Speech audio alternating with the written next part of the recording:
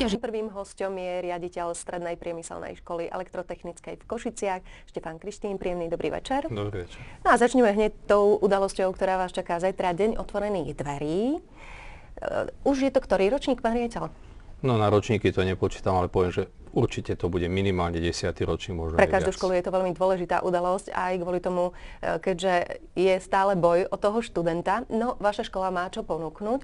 Čo zajtra budú môcť študenti vidieť, alebo školáci, deviatáci, ktorých bude čakať práve to, že si budú vyberať tú svoju ďalšiu cestu, ktorou sa budú uberať? Áno, tak v prvom rade by som chcel možno pripomenúť čas, kedy začína zajtrajší deň otvorených dverí, to je od 12:30 a potom každých 30 minút máme pre návštevníkov pripravenú prezentáciu a končíme popoludní alebo podvečer o 17:30. Čiže budú môcť vidieť aj to, ako online prebieha aj vyučovanie, alebo ste skrátili, prispôsobení? Nie, prispôsobovali sme to. Zajtra bude prebiehať riadne vyučovanie, budú môcť sa zúčastniť priamo na vyučovacích hodinách. Samozrejme prídu, predstavíme im školu prostredníctvom nejakej prezentácie, budú tam vidieť ukážky prác našich žiakov a potom sa pôjdu pozrieť do jednotlivých učební.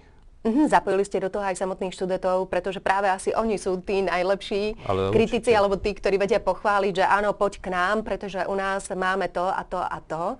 Určite áno, funguje u nás niekoľko rokov tzv. Klub rovesníkov a títo žiaci, ktorí sú takí rovesníci tým, ktorí sa k nám potenciálne budú hlásiť na štúdium, títo sa budú prioritne venovať tým, ktorí sa prídu na tento deň otvorených dverí pozrieť. Stredná priemyselná škola elektrotechnická má svoje meno v Košiciach.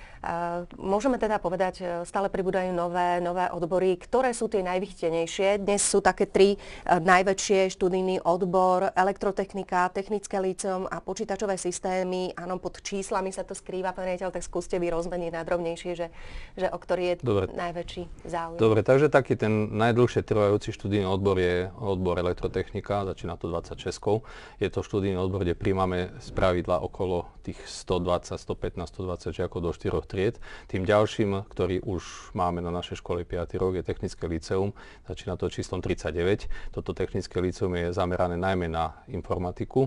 O toto technické líceum je v poslednom rade veľmi veľký záujem. V minulom školskom roku sme mali takmer dvojnásobný počet záujemcov o tento študijný odbor. No a takouto najväčšou horúcou novinkou je pomaturitné vyššie odborné štúdium, ktoré ponúkame v spolupráci s firmou T-Systems a v tomto pomaturitnom štúdiu majú možnosť žiaci získať doplnkové vzdelanie tzv. Diplomovaného špecialistu a následne sa uplatniť zamestnanie priamo v spomínanej firme. Pán riaditeľ, málo času, ale predsa len dotknem sa.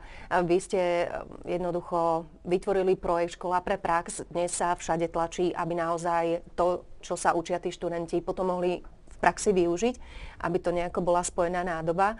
Škola pre prax, skúste povedať veľmi v skratke, popísať, o čo ide. Tento projekt už začal, už sa na ňom robí, čo by malo byť jeho výsledkom? No takto, naša škola sa už druhýkrát zapojila do takéhoto projektu. Reagovali sme na operačný program vzdelávanie, v rámci ktorého sme podali projekt, možno je to viac ako 1,5 roka dozadu.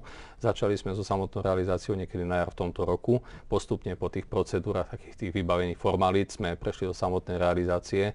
V prvej etape prevzdelávame skupinu učiteľov, veľkú skupinu učiteľov. Ponúkame im rôzne možnosti vzdelávacích kurzov, kde sa naučia o nových metodách vo vyučovaní, o projektovom vyučovaní, inovatívne prvky, ako zaviesť do vyučovania, prezentáciu počas vyučovania. A tieto všetky skúsenosti títo učitelia následne implementujú do výučbových materiálov, ktoré budú v tej druhej etape ponúknuté nielen žiakom ako takým, že tu ich máte a používajte, ale priamo budú takouto formou odučené vyučovacie hodiny.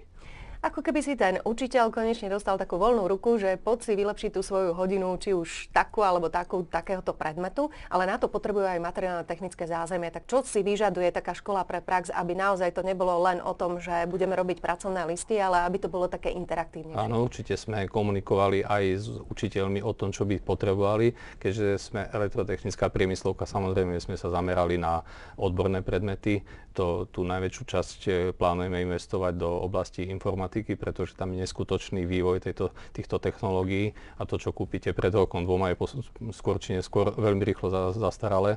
Čiže tam ide pomerne veľká suma peňazí na inováciu informatiky a teda tých samotných hardwarového vybavenia. Potom chceme niečo venovať do oblasti elektrotechniky ako takej.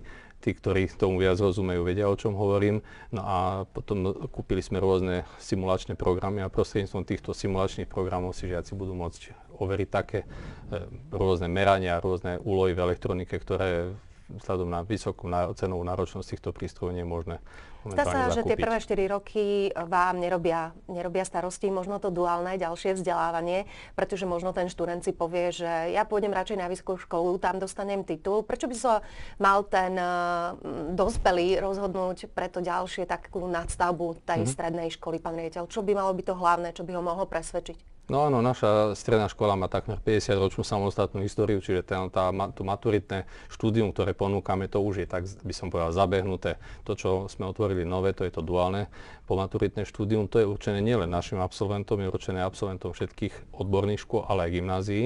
A títo študenti za tie 3 roky štúdia v spolupráci s firmou chodia veľmi často do firmy na praktické vyučovanie a čím sa bližšie k tomu záveru štúdia, tým častejšie sú vo firme, tým viac praxe absolvujú a následne im firma ponúka nielen štipendia, čo sú veľmi zaujímavé, motivačné ale kritéria, aj zamestnanie. ale samozrejme a to by mohlo byť to hlavné. Áno, že áno. zatiaľ, čo ten vysokoškolák po 5 rokoch No tu si dostáva treba ten titul, určite zvážiť, že či je pre mňa dôležité Tak sme absolvovať vysokú presvedčili. školu, alebo je lepšie sa dať na toto pomaturitné štúdium a otvoriť si dvere do zamestnania. Áno. V každom prípade o ďalších informáciách sa dozviete aj na budúci týždeň je veľký trh práce a vzdelávania, tak tam sa určite dozviete viac o strednej priemyselnej škole. Ďakujem veľmi pekne, pán riaditeľ, že ste prišli.